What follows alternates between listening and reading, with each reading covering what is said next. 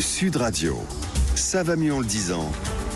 Jean Dorido. Stéréotype quand tu nous tiens, on parle maintenant de l'homophobie puisque c'est aussi la journée mondiale de lutte contre l'homophobie. Bonjour Jean Dorido. Bonjour Jean-Marie, bonjour à tous. Docteur en psychologie, fondateur d'hypnoseparis.com. C'est aujourd'hui, je l'ai dit, la journée mondiale de lutte contre l'homophobie. La Ligue de football professionnel s'implique sur le sujet. Elle demande à ses joueurs de porter un brassard aux couleurs de l'arc-en-ciel pour dénoncer l'homophobie. Et cette année encore, il y a des joueurs, notamment un attaquant nantais, égyptien, Mostafa Mohamed, qui refuse de porter ce brassard. Jean, vous allez m'expliquer d'abord, le psychologue que vous êtes, d'où vient l'homophobie. Cette espèce de répulsion, elle s'explique comment par le psychologue que vous êtes?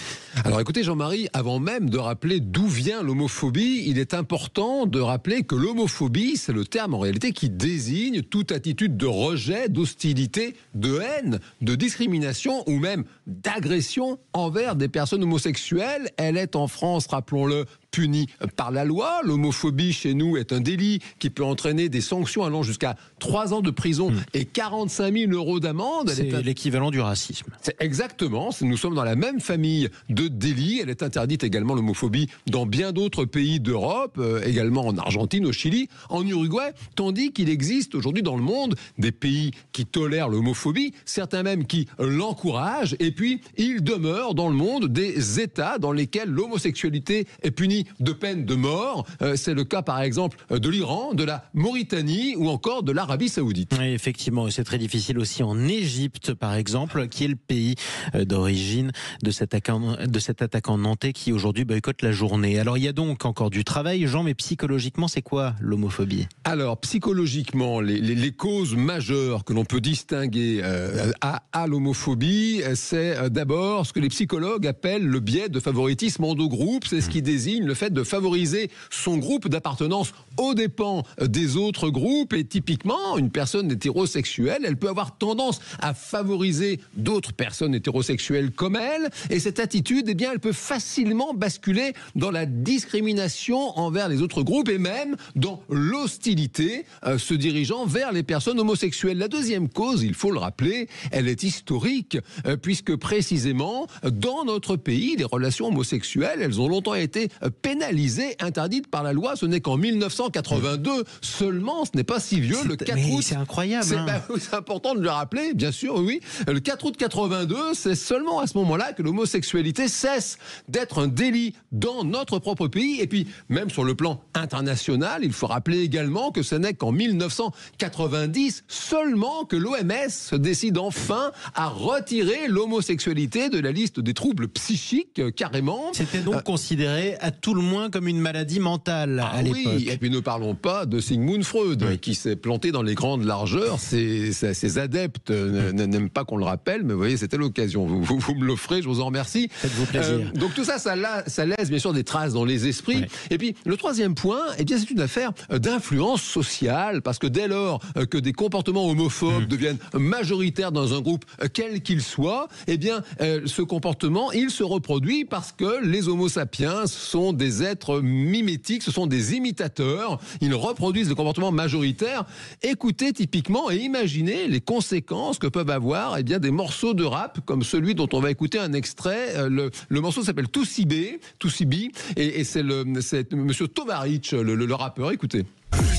C'est pas le marais ici, non c'est pas la gay pride. J'aime pas les hommes qui sucent des hommes et qui volent le travail des femmes. J'aime pas les hommes qui sucent des hommes et qui veulent le travail des femmes. C'est pas le marais ici, c'est pas la gay pride. Effectivement, bon, c'est un couplet particulièrement homophobe. Pour vous, ça peut donner des idées. Alors, si les propos sont clairement homophobes, c'est quoi les conséquences? Alors, les conséquences de l'homophobie, Jean-Marie, elles sont absolument dramatiques. Les jeunes homosexuels, eh bien, ils présentent des taux de dépression, d'anxiété, de pensée suicidaire bien plus élevés que chez leurs pairs hétérosexuels.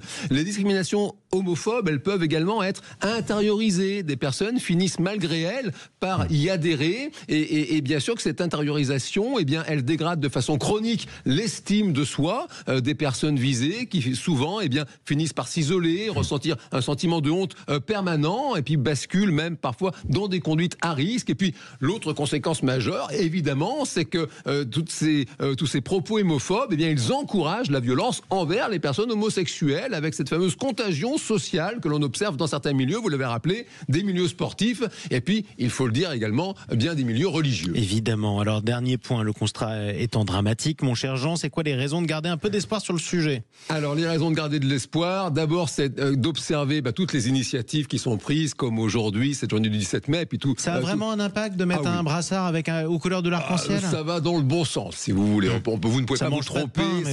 C'est quand même quelque chose qui va vers le progrès. Constatez d'ailleurs que c'est peut-être une cause d'observer les effets chez les jeunes qui sont de moins en moins homophobes. On est sûr parce que regardez, Michel Vianney nous disait à l'instant que les jeunes étaient de plus en plus sexistes. Alors oui, c'est parce qu'elle voit évidemment le verre à moitié vide, on peut le voir à moitié plein. Et puis il y a, Jean-Marie, tous ces sportifs de haut niveau qui affichent leur homosexualité sans honte.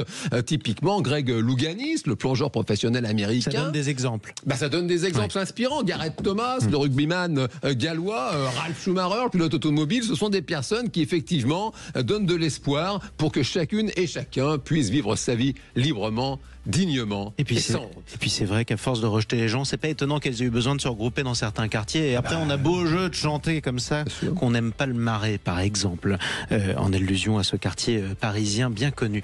Merci beaucoup, Jean Dorido. Merci, Jean-Marie. Le bonheur est une science exacte, c'est votre livre. C'est ouvert à tous, évidemment. À tous et à toutes. Et c'est publié chez La